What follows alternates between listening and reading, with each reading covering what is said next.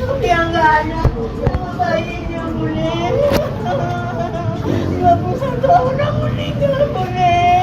Ya Allah. Novia, karyawan Teradron yang tengah hamil 7 bulan, menjadi salah satu korban tewas dalam kebakaran gedung Teradron di Kemayoran, Jakarta Pusat, Selasa 9 Desember 2025. Ia diperkirakan melahirkan Januari tahun 2026.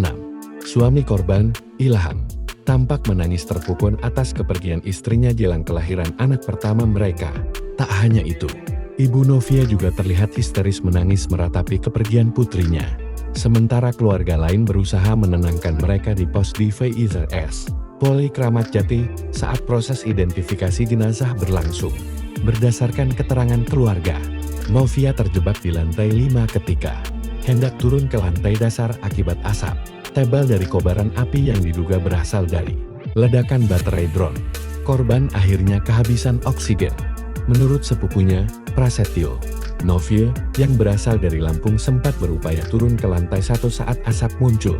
Namun api dari lantai dasar sudah membesar dan menutup akses, membuatnya terjebak di lantai 5, hingga kehabisan oksigen bersama bayi dalam kandungan. Jenazah Novia rencananya akan dimakamkan di kampung halamannya di Lampung. Prasetyo menyebut kondisi jasadnya masih utuh.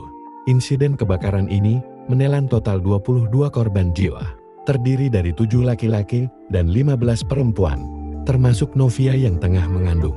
Beberapa karyawan berhasil diselamatkan dengan berbagai cara, seperti menggunakan tali, tangga gedung sebelah, bahkan melompat dari jendela untuk menyelamatkan diri.